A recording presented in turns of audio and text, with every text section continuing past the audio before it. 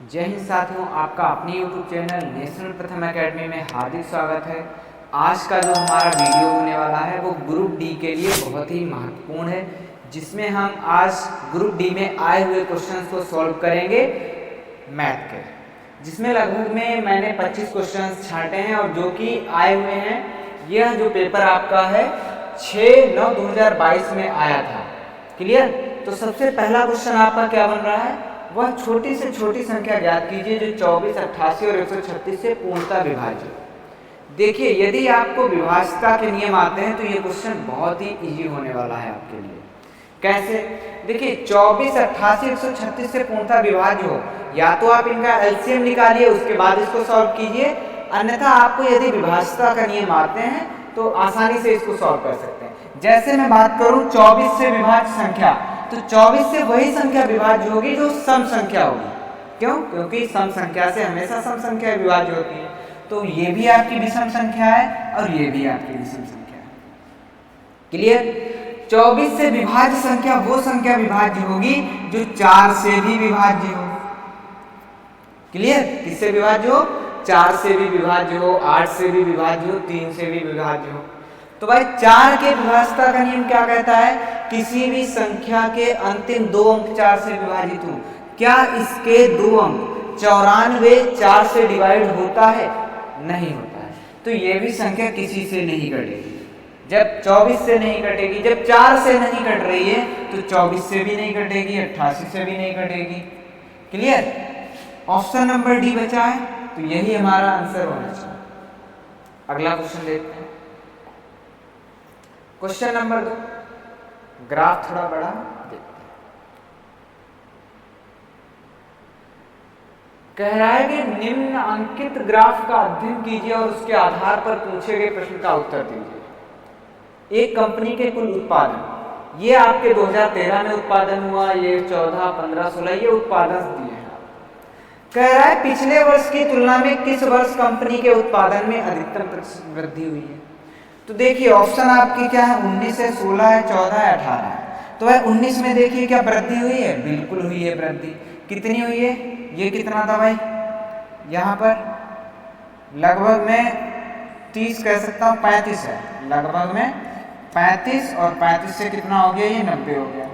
बहुत ही ज्यादा वृद्धि हुई है। 16 में भी 35 से कितना हो गया भाई, 65 हो गया। इसमें और इसमें इसके अकॉर्डिंग अभी हम देखें तो 19 में वृद्धि ज्यादा है। 14 में भाई, 14 में तो कमी हो गई, 70 था या 65 था और 65 के बाद 50 बचा, तो कमी हो रही है। तो ये तो कमी है।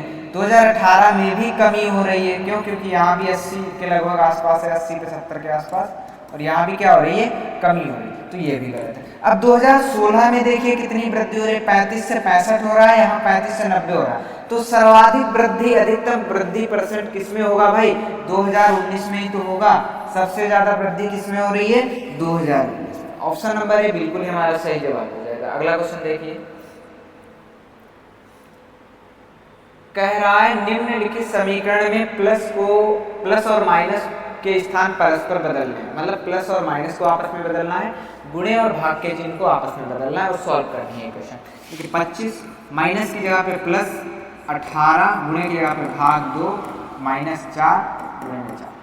यहाँ सबसे पहले इसको सॉल्व करेंगे। 25 + 9 माइनस का 28, 25 और 9 कितना होगा भाई, 9 5 14, 34 और -28, तो कितना बचा आपके पास? 6।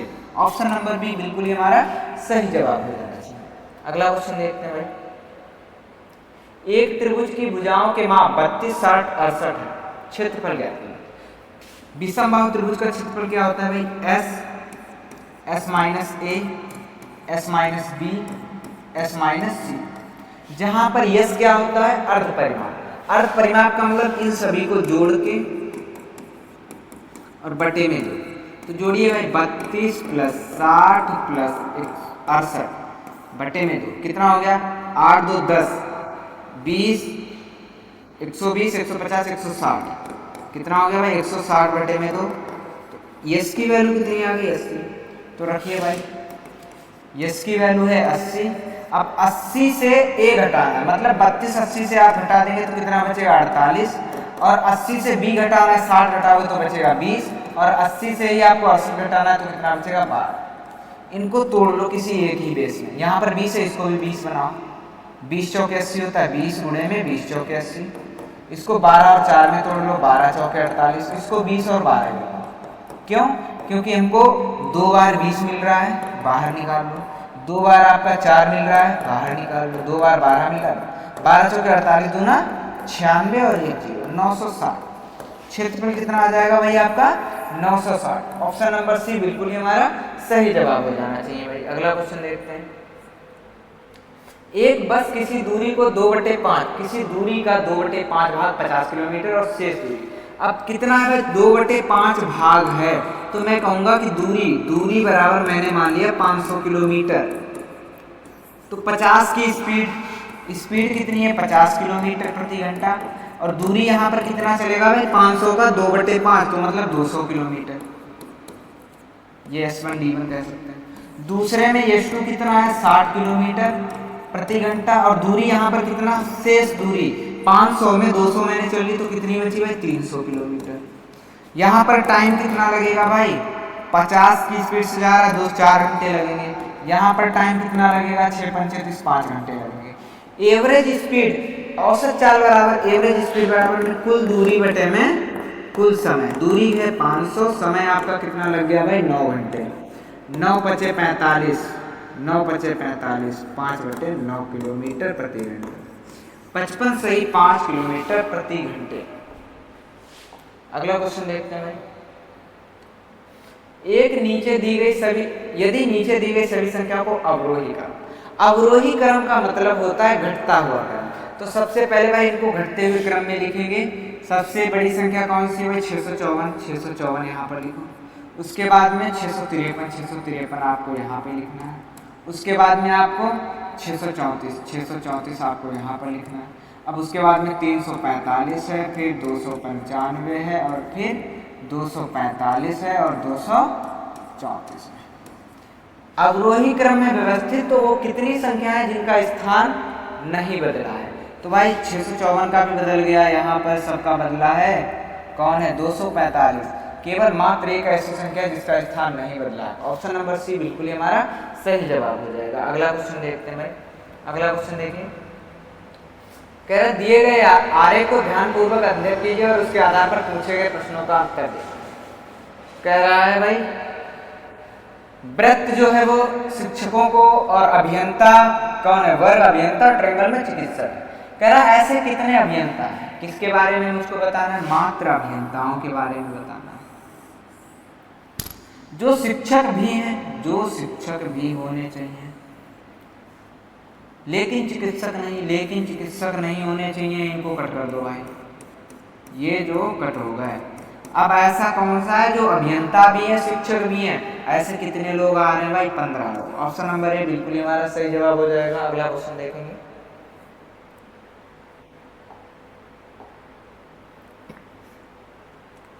ए किसी कार्य को 12 दिनों में कर सकता है, बी उसी काम को 20 दिनों में कर सकता है। एलसीएम इनका 60 हो जाएगा, 12 पंचे 60, 20 3 60। कह रहा है यदि वे बी से शुरू करके बारी बारी से एक एक दिन छोड़कर काम करें, तो पहले दिन बी काम करेगा, दूसरे दिन ए काम करेगा, तो 2 दिन में कितना काम हो गया आपका? 8 काम हो गया। काम हमको 60 कराना है, लेकिन 8 से पहले जितना हो सके मैक्सिमम वैल्यू काटनी है। तो 8 7 56, तो 7 से इस पार गुना कर दो, 7 से इस पार गुना कर दो, मतलब 14 दिन में कितना काम हो गया भाई? 56 काम हो गया। अब फिर से 15वें दिन कौन काम आएगा? बी काम करेगा। 15 दिन में बी कितना करेगा? 15वें दिन 3 काम करेगा, तो 56 3 59 काम हो गया। अब काम कितना बचा? 1, और करेगा कौन? 1, तो कितना टाइम लगेगा? 1/5। तो मतलब टोटल 60 काम होने में कितना टाइम लग जाएगा? 15 सही 1/5 दिन। कितना लग जाएगा? 15 सही 1/5 दिन। ऑप्शन नंबर डी बिल्कुल ही हमारा सही जवाब हो जाना चाहिए। क्लियर? अगला क्वेश्चन देखते हैं भाई। कुछ निश्चित आंकड़ों का बहुलक 24.6 और माध्य 20.1 है, उन आंकड़ों की मध्यिका ज्ञात कीजिए। देखिए सबसे पहले बहुलक, माध्य और मध्यिका के बीच में जो फार्मूला होता है, रिलेशन होता है, उसका आपको फार्मूला कंफर्म होना चाहिए। आपको पता होना चाहिए कि बहुलक बराबर क्या होता है। तो एक फार्मूला होता है बहुलक बराबर में 3 गुणे मध्यिका माइनस 2 गुणे माध्य। ये फार्मूला मोस्ट इंपॉर्टेंट है, ग्रुप डी में एक क्वेश्चन यहां से पूछा जाता है।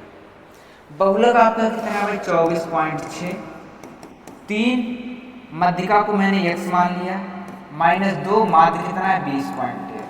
अब यहाँ 24.6 ये माइनस का 20.1 2 से गुणा करेंगे 40.2, इस पार आएगा प्लस हो जाएगा कितना 40.2, इनको जोड़ोगे तो कितना 8 4 6 कितना 3x के बराबर में 64.8। तो x बराबर में 3 से 3 दूनी से 3 एकम 3 3 6 18 21.6।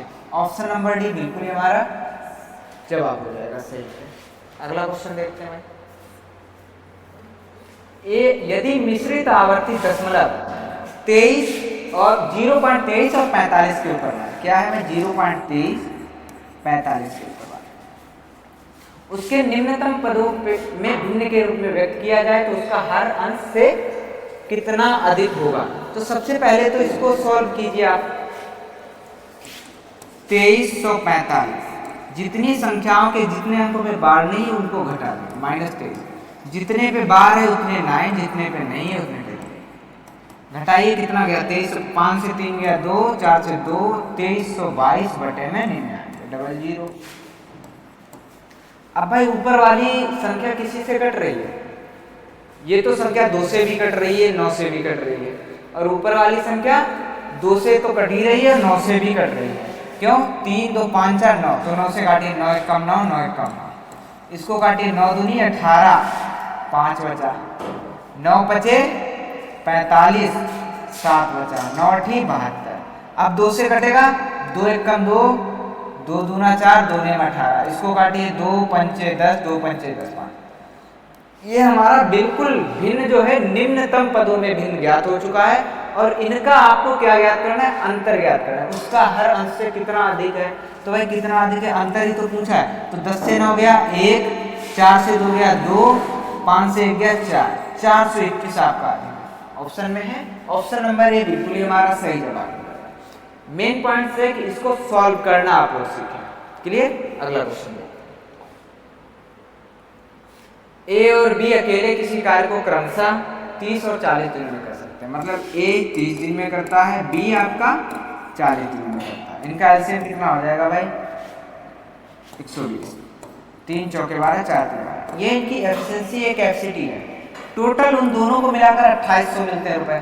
देखिए पैसे जो बांटे जाएंगे वो उनको कैपेसिटी के अकॉर्डिंग बांटे जाएंगे। टोटल कितना है यहाँ पर 7, 7 बराबर 2800 है, तो 1 बराबर कितना हो जाएगा 400। तो भाई बी को राशि कितनी मिलेगी 3 गुणे 4 3 1200 रुपए। ए को कितनी मिलेगी भाई 1600 रुपए। किसका पूछा है ए का पूछा है। ऑप्शन नंबर सी बिल्कुल हमारा सही जवाब हो जाएगा। अगला क्वेश्चन देखते हैं। यदि 512 बटे में 125 की पावर 3 गुणे में 512 बटे में 125 की पावर के बराबर में 8 बटे 5 की पावर 15 है, तो के का मान आपको ज्ञात करना। क्लियर। अब देखिए 512 को हम लिख सकते हैं 8 और 125 को 5 की पावर कितना है 3, तो 3 और गुणे में 3 तो है 8 बटे में 5 की पावर 3 लिख सकते हैं, और के बराबर में 8 बटे 5 की पावर 15। गुणे में घाते जुड़ती है ना, तो 8 बटे 5 और पावर कितना हो जाएगा 3 के 9 प्लस में 3 के, और बराबर में 8 बटे 5 की पावर 15। बेस है समान तो कट कर सकते हो यहाँ पर 9 प्लस 3 के बराबर में 15। 9 को उस पार ले जाओगे तो कितना बचेगा 6, तो के बराबर कितना आ गया 2। ऑप्शन नंबर सी बिल्कुल हमारा सही जवाब हो जाएगा। क्लियर। अगला क्वेश्चन देखते हैं भाई। एक बस यात्रा के दौरान 10 मिनट के एक स्टॉप तथा 5 मिनट के अन्य एक स्टॉप के साथ 3 सही 1/4 घंटे में 160 किलोमीटर की दूरी तय करती है बस की औसत। अब देखिए एक स्टॉप इसने 10 मिनट का लिया, दूसरा स्टॉप 5 मिनट का लिया, टोटल स्टॉप टाइम कितना हो गया 15 मिनट। ये आपकी स्पीड में नहीं ऐड होगा, तो टोटल टाइम आपको कितना लगा भाई। टाइम आपको 3 सही 1/4 घंटे, मतलब 3 घंटे 15 मिनट, जिसमें आपने 15 मिनट तो स्टॉप में लिया, तो रियल टाइम आपको कितना लगा 3 घंटे, और दूरी कितनी है आपकी 160। टाइम कितना है 3 घंटे, दूरी 160। स्पीड बताइए, स्पीड बराबर में दूरी बटे में टाइम। 3 × 5 = 15 कितना आया 1, 3 × 3 = 9, 53 सही 1/3 किलोमीटर प्रति घंटा। ऑप्शन नंबर डी बिल्कुल ही हमारा सही जवाब हो जाएगा। अगला क्वेश्चन देखते हैं। वह संख्या ज्ञात कीजिए जिसका 1/3 भाग, मैंने मान लिया x का 1/3 भाग जो है उसी के 1/5 भाग से 6 अधिक है, तो इसमें 6 जोड़ दीजिए। x/5 को स्क्वायर लाइए, x/3 माइनस का x/5 बराबर में 6। सॉल्व कीजिए, 5x से 3x गया भाई, 2x बटे में 15 बराबर में 6, 2 3 6 15 जाएगा, 15 3 45 हो जाएगा। कौन सा ऑप्शन सही है? ऑप्शन नंबर सी बिल्कुल ही हमारा सही जवाब हो जाएगा। अगला क्वेश्चन देखते हैं भाई। इस ग्राफ के अकॉर्डिंग आपको क्या बताना है? फर्म को किस वर्ष सर्वाधिक प्रतिशत हानि हुई है, सबसे ज्यादा हानि किस वर्ष हुई है? तो आपके ऑप्शन के अकॉर्डिंग हम 4 ही चेक करेंगे, 3 4 5 6। तो 3 कहाँ है? ये है। 3 क्या हुआ भाई? 66 से 56 हो गया, तो कितनी कमी हो गई? 10 की कमी हो गई। किसमें? 56 में। वो 66 में गुणे में 100 कर दो, तो 1000 ऊपर कर दो।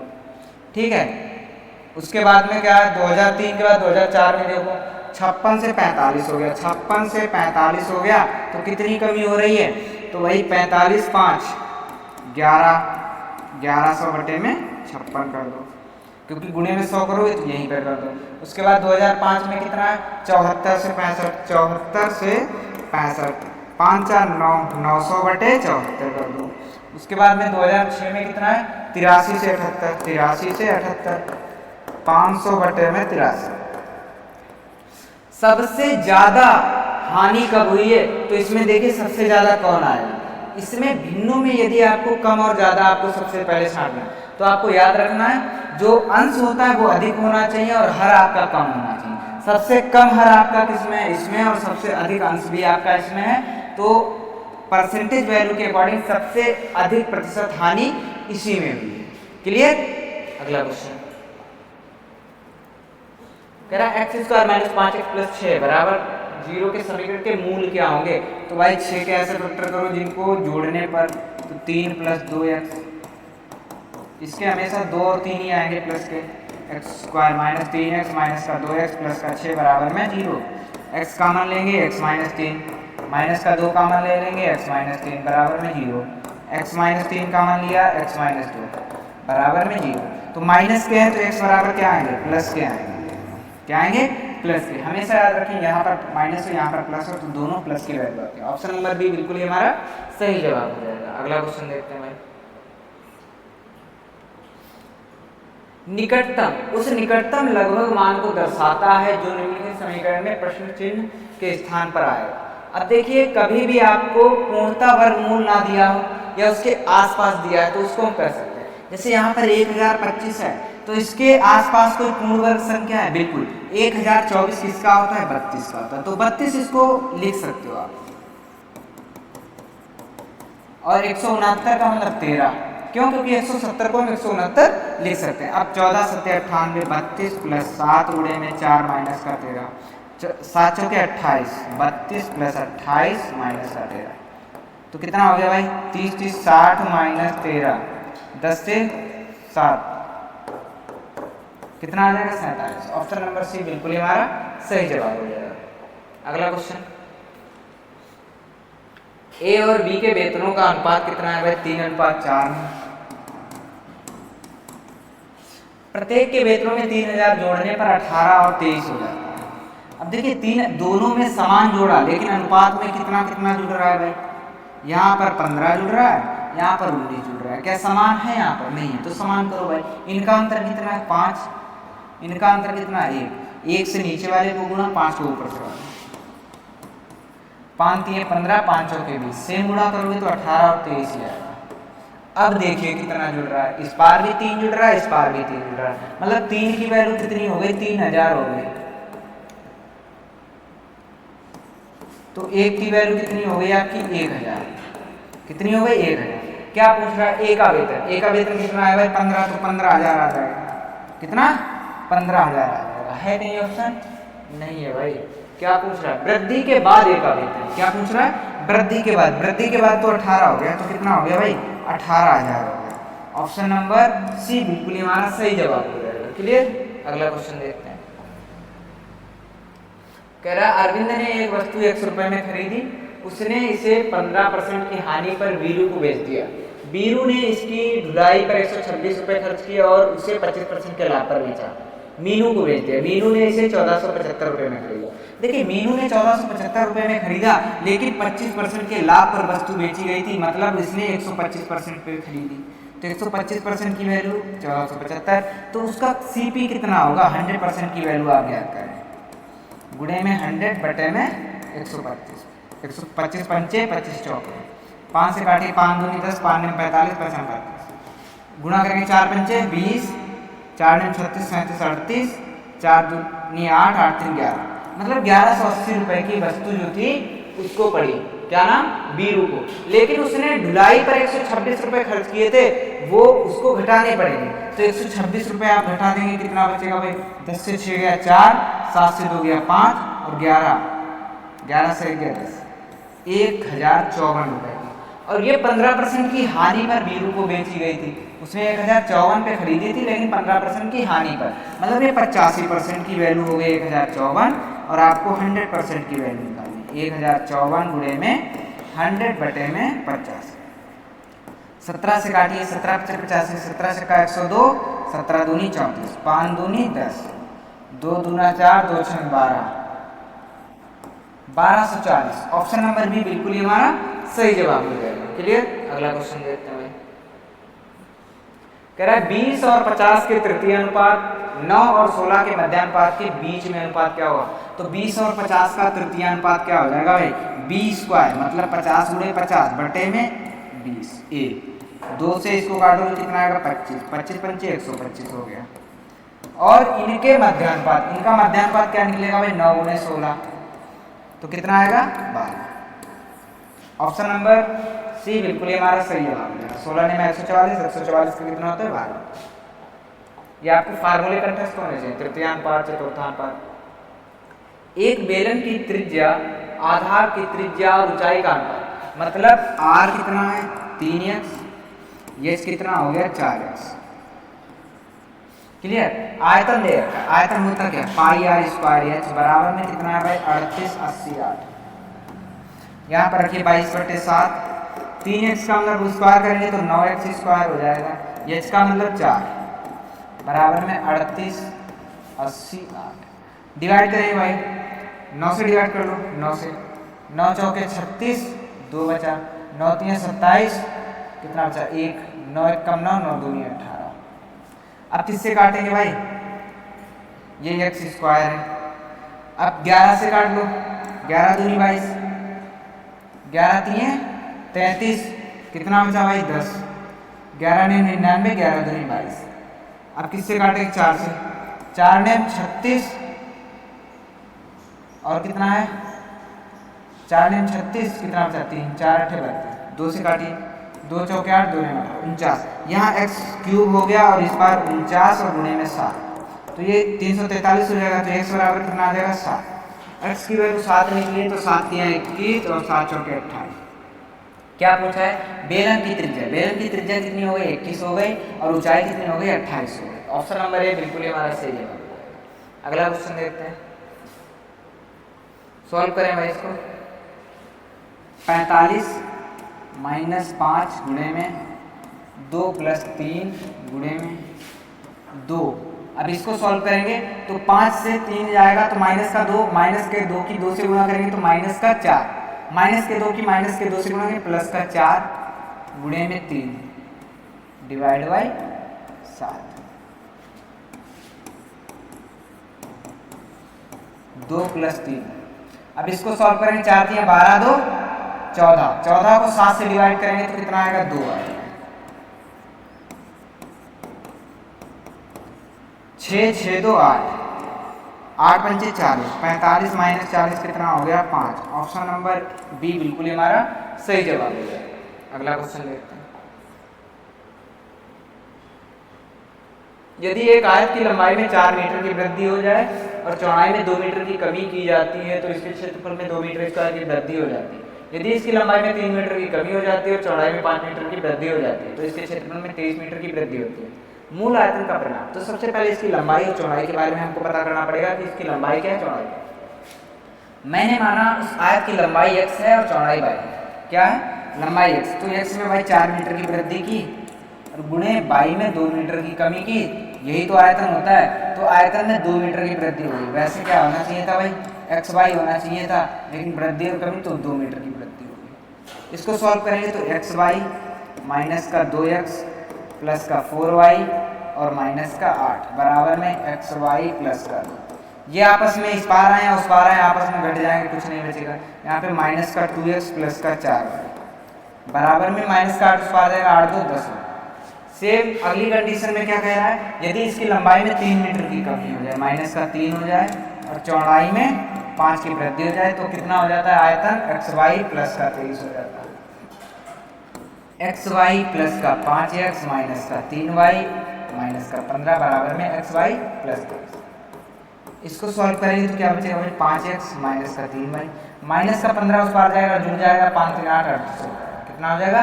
38। अब इन दोनों इक्वेशन को सॉल्व करके हम x और y का मान आसानी से निकाल सकते हैं। क्लियर? तो यहाँ पर या तो 10x बाई 2x, x को y करेंगे तो यहाँ भी 10x बना लो, यहाँ भी। यहाँ 10x बनाने के लिए मुझे 5 से गुणा करना पड़ेगा। माइनस का 10x प्लस का 20y और बराबर में 5.50। सेम इसको भी 2 से गुणा करना पड़ेगा। 2 पंचे 10x, 2 3 6y और 2 8 16, 2 3 6 आपस में इनको जोड़ लो भाई। 10x 6y जोड़ेंगे प्लस माइनस प्लस ही रहेगा। ये आपस में कट गए, कितना हो गया? माइनस का 16y, यहाँ पर 126। कितनी बार जाएगा? 2 8 16, 6 से वो 14 बचेगा ना, 20 से 6 गए 14, 14 से 126 कट जाता है, बिल्कुल। 14 8 112, 14 9 126। बाई बराबर कितना आ गया? 9। बाई बराबर कितना आ गया?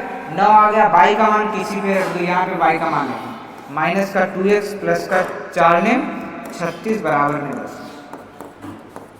बराबर में 26 बचेगा। माइनस का माइनस से माइनस कट जाएगा भाई। x बराबर में कितना आ जाएगा? 13 आ जाएगा। अब आपको परिमाप ज्ञात करना है। परिमाप का फार्मूला क्या होता है भाई? 2x plus Y. तो 2 और x प्लस वाई को 13 और 9 को जोड़ोगे तो कितना आएगा? 22। 22 दूने 44 आ जाएगा। परिमाप कितना आ जाएगा भाई? परिमाप आपका आ जाएगा 44। ऑप्शन नंबर डी बिल्कुल हमारा सही जवाब है। क्लियर? अगला क्वेश्चन देखते हैं। एक दुकानदार एक पंखे का सूची मूल्य उसके क्रय मूल्य से 22% अधिक अंकित करता है। मतलब जो एमपी है उसका सीपी 100 था, 22% अधिक अंकित किया तो 122 हो गया। अब सेल कितने में करता है भाई? 15% की छूट करता है। छूट किस पे देता है? हमेशा मार्क प्राइस पे 122 पे 15% की छूट दोगे तो कितने में बेचोगे भाई? 85 बटे में 100। 5 से काटो 17 बार जाएगा, 5 2 नहीं, 2 से काटो 2 दशामन, 2 6 12 2 गुणा करो भाई 17 1 17, 17 से का 102 103 और 10 से भाग करोगे तो पॉइंट लग जाएगा 103। मतलब कितने में बेच लिया? 103.7। कह रहा है यदि वह 111 का लाभ अर्जित करता है। लाभ हमेशा सीपी पे होता है। कितना लाभ हुआ? 3.7 का। तो वो कितना बोल रहे हैं? 111। क्या ज्ञात करना है? पंखे का सूची मूल्य, मतलब एमपी 122 की वैल्यू निकालनी है। 122 बराबर निकालनी है 111 गुणे में 122 बटे में 3.7। पॉइंट हटाओगे ऊपर 0 उड़ाओगे 37 3 3 से गुणा करो 3 3 2 6 3 2 6 3 1 3 3660 रुपये। 3660 रुपये ऑप्शन नंबर ए बिल्कुल हमारा सही जवाब हो जाएगा। क्लियर? अगला क्वेश्चन क्या है हमारा? आज का लास्ट क्वेश्चन 25वां। कह रहे क्रमशः डी और ए त्रिभुज एबीसी की भुजाओं, ये A B C, BC 6 centimetre, A B C ये 6 सेंटीमीटर। कह रहा डी और ई उस त्रिभुज की क्या है? मध्य बिंदु है। ए सी और ए बी के मध्य बिंदु हैं ये। क्लियर? डी और ई मध्य बिंदु हैं और डी ई समांतर है बीसी के। और मध्य बिंदु में, अगर मध्य बिंदु में तो इसकी ये जो डी ई क्या हो जाएगी? ये भी मध्य मतलब आधी हो जाएगी। कितनी हो जाएगी? आधी हो जाएगी। तो ये डी ई की लंबाई कितनी रहेगी भाई? ये 6 है तो ये कितना हो जाएगा? 3 हो जाएगा। ऑप्शन नंबर बी बिल्कुल हमारा सही जवाब। क्लियर? आज के वीडियो में हमारे क्वेश्चन 25 क्वेश्चन थे जो कि हमारे सॉल्व हो चुके हैं। यदि हमारे आपको वीडियो पसंद आ रहे हैं तो प्लीज अपने दोस्तों तक जरूर शेयर करें। थैंक्स।